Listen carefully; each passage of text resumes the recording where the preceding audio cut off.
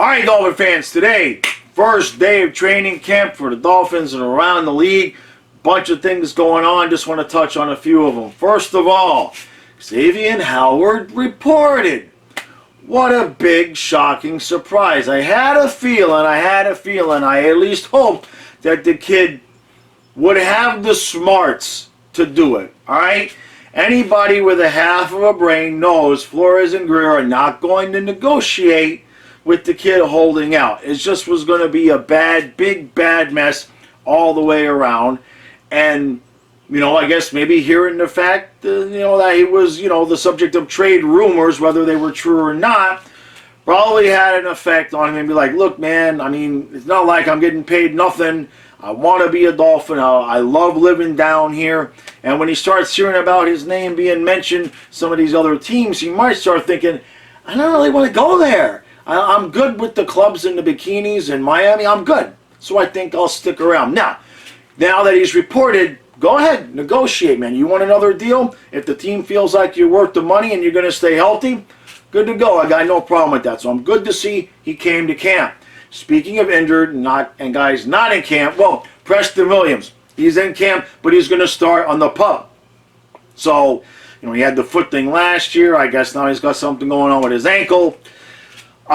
We've got a lot of depth there at wide receiver, as long as Jalen Waddle's ankle is okay too. So it's already day one, and it's a little bit umish when you look at the wide receiver core, which, if you watch my preview for the season, that was going to be the key, especially for Tua, is our wide receiver health. We can't have guys just gimping around on one leg. So hopefully, and we're led by Devontae Parker, who doesn't exactly have no injury history. So there's a lot of ifs there at wide receiver. If they're healthy, we are good to go. Now, in terms of the other end of the league, Aaron Rodgers reported, and why is this a little bit related to the Dolphins? Well, there had kind of been some kind of talk a little bit about, hey, maybe Rodgers for Howard, right? Well, the thing with Rodgers is, okay, so they negotiated what they're calling a deal. Somehow where, okay, he can do this one last year, and then if he's not happy, he can leave after next season or after this season with no penalty, and he's been given what they're calling more control. Well, the off season is over, so any more control he has, what's it going to be? He doesn't have any more control over really what happens on the roster unless he's going to be helping pick who comes and who goes this season. They already got issues on the offensive line. They lost their starting center, and the left tackle is going to be out probably the month of September. Now, what I have said is that I felt like if Rodgers came back, he's already ornery, right? He's already like me. He's like already half of the time just bitching about nothing even when things are good. So now he's going to be motivated, and I mean motivated. As much as I would like to think the Dolphins are going to win the Super Bowl, if we can win a playoff game, I'm happy. But I think this puts Green Bay at the top of the list. Not because they're that much more talented, but an MVP quality quarterback who is motivated to show everybody what he still has. No, to me, when you look at how the storylines of the NFL have gone year after year, you know what I mean?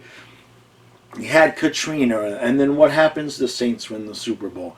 And Brady goes to another team, and what happens? He wins the Super Bowl. It seems like whatever the big offseason story is, some of the times it ends up they magically win the Super Bowl. I'm not saying the game is fixed. Let's just say the universe works in mysterious ways sometimes. So I have a feeling that if we get to this year, and it's Brady versus Rodgers in the NFC Championship game, the money's on Rodgers. All right? The money's on Rodgers. And we already talked about how Kansas City, they're talking about we want to go undefeated. You're going to lose week one. Kansas City. So I like this move for the Pack.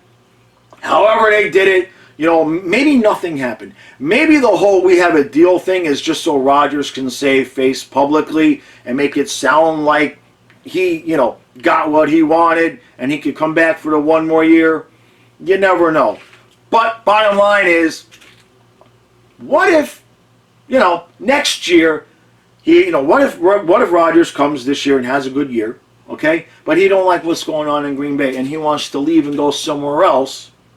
Okay, you following me now? And now Tua's got this season, and what if he's good, not great, we're not really sure, and Aaron Rodgers is just kind of there going, anybody want quarterback? Anybody?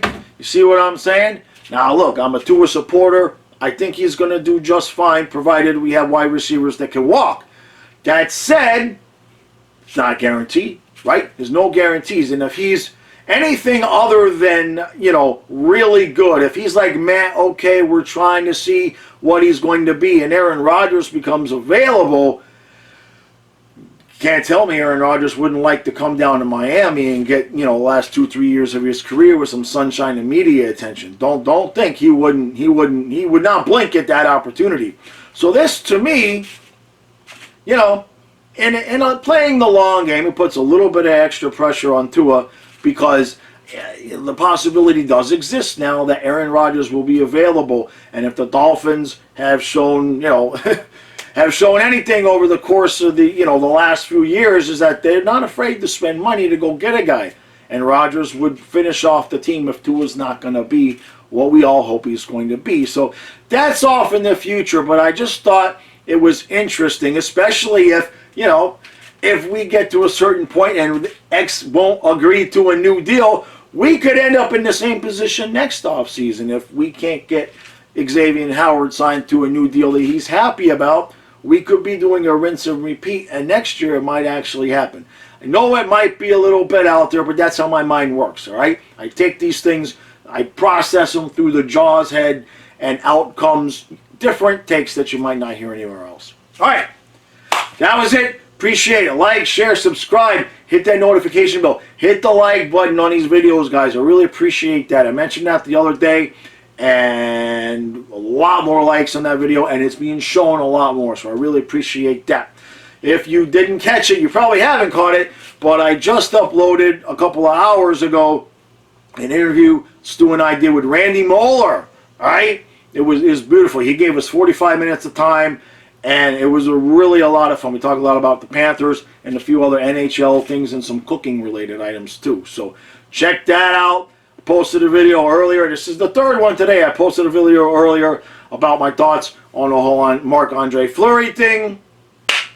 We're getting going here now. The seasons are coming up. You're going to be having 2 or 3 videos a day. So make sure you hit that notification bell and subscribe to the channel. All right.